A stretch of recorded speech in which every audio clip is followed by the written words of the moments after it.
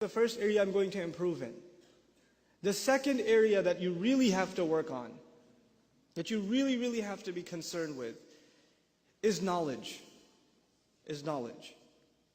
And how am I going to grow in my knowledge this year? And by the way, I separate knowledge from worship.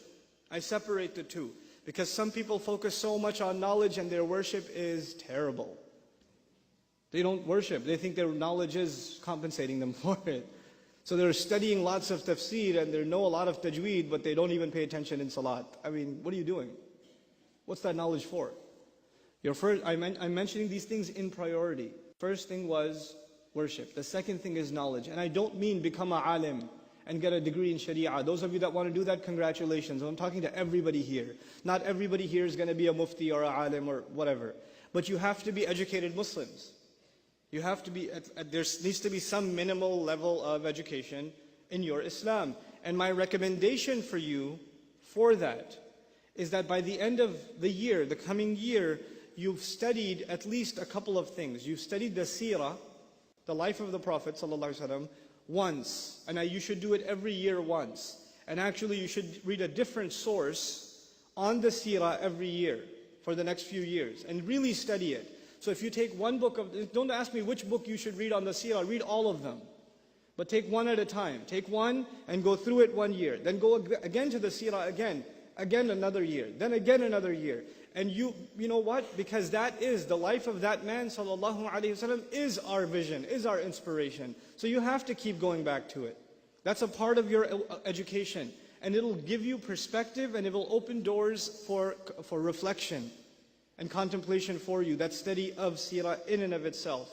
There are wonderful resources on that available, and I don't think you'll have any trouble finding them, inshallah ta'ala. At the same time, you have to make substantial gains. In that same year, you have to make substantial gains in your Qur'an. I'm still in the area of knowledge. First area was worship, second area is knowledge, right? In this knowledge, you have to make some substantial gains in your Qur'an, which, let's just say you decided this year you're going to try to memorize, I don't know, Surah Al-Kahf, let's just say. So you set a goal. For this year, I'm going to memorize Surah Al-Kahf. That means I'm going to memorize it, I'm going to study its tafsir, I'm going to read it in translation, I'm going to try to understand every word in its vocabulary. If there's a lecture series on Surah Al-Kahf, if there's a tafsir available on Surah Al-Kahf, if there's an article and paper on Surah Al-Kahf, I'm going to take it and I'm going to consume it. This is Surah Al-Kahf year for me. Next year might be Surah Al-Rahman year. The year after that might be Surah Al-Baqarah year. I don't know. Maybe it's a couple of surahs a year. But every year you make a substantial gain in your Qur'an.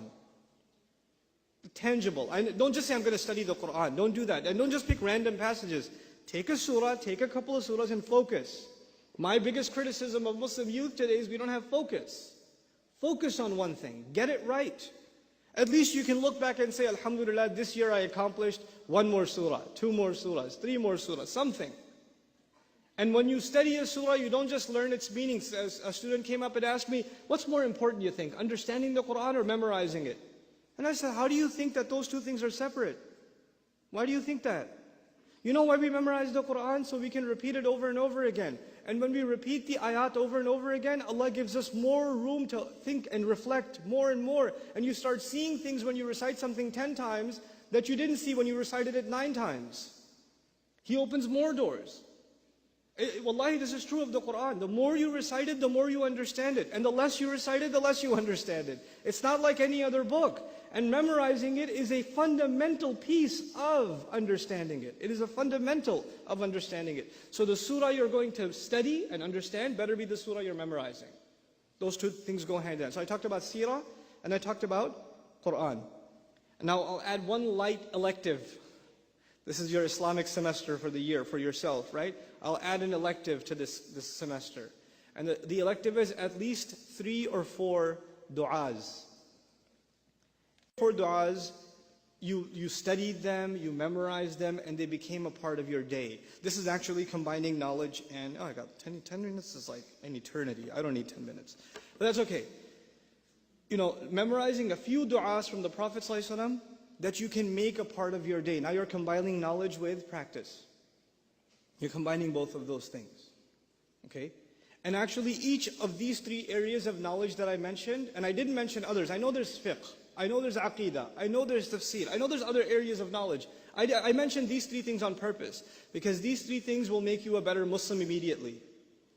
Immediately they start having a practical impact on you. Your salah starts improving, because you're reciting Quran that you've understood. You know? Your love of the Prophet ﷺ is increasing because you're learning about his life every year. So every time you send salawat upon him, it's deeper. Those salawat are deeper felt.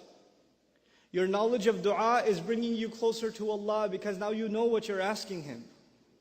You know what you're actually asking Him. Now, this is knowledge.